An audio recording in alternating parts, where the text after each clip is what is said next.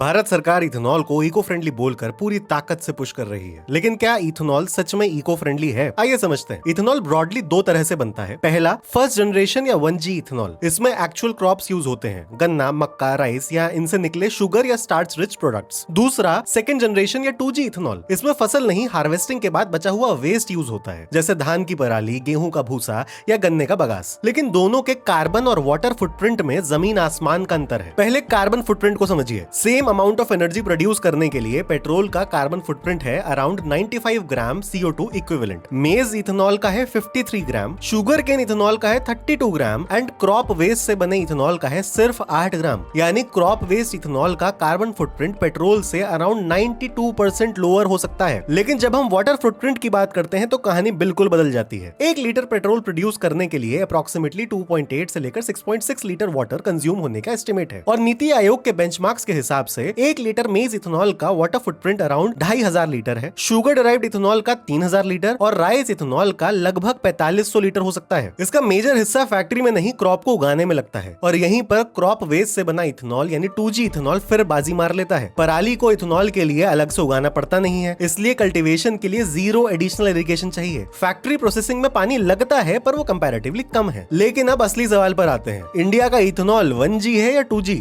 मतलब वो क्रॉप से आ रहा है, क्रॉप वेस्ट से। ऑल इंडिया डिस्टिलर्स एसोसिएशन के इंडस्ट्री एस्टिमेट्स के अकॉर्डिंग 2025-26 के पहले 6 महीनों में इंडिया ने around 515 crore litre ethanol supply किया। इसमें रफली 65% ग्रेन से है और 35% शुगर केन सोर्सेज से है। एग्रीकल्चरल रेसिड्यू या पराली का कंट्रीब्यूशन इतना छोटा था कि सप्लाई ब्रेकअप में अलग कैटेगरी के रूप में उसे दिखाया ही नहीं गया। यानी इंडिया का present ethanol supply overwhelmingly crop based है, यानी 1G, क्रॉप वेस्ट से बना नहीं है। अगर इंडिया E20 से E25 या फिर E30 की तरफ जाता है और एक्स्ट्रा इथेनॉल के लिए और मेज, राइस और शुगर केन उगाता है तो पेट्रोल इंपोर्ट्स कम हो सकते हैं, लेकिन फार्म लैंड, इरिगेशन वाटर और फूड सप्लाई पर प्रेशर बढ़ सकता है। लेकिन इसका सोल्यूशन भी हमारे सामने पड़ा है। 2021 के एनालिसिस के अकॉर्डिंग इंडिया में अप्रोक्सीमेटली 4.8 करोड़ टन पराली हर साल फील्ड्स में जलाई जाती है। अगर थ्योरेटिकली इस पूरी पराली को इथेनॉल में कन्वर्ट किया जा सके तो around 2200 crore litre ethanol per year बन सकता है, हमारी करंट ईयरली रिक्वायरमेंट के लगभग दोगुना। प्रैक्टिकल प्रोडक्शन इससे काफी कम होगा, लेकिन डायरेक्शन क्लियर है। इंडिया को सिर्फ ज्यादा इथेनॉल नहीं चाहिए, इंडिया को चाहिए ज्यादा 2G इथेनॉल प्लांट्स, पराली की गारंटीड बाइंग, लोकल कलेक्शन और स्टोरेज सेंटर्स और फार्मर्स को पराली बेचने पर एक फेयर प्राइस। इससे इंपोर्टेड पेट्रोल की डिमांड कम होगी,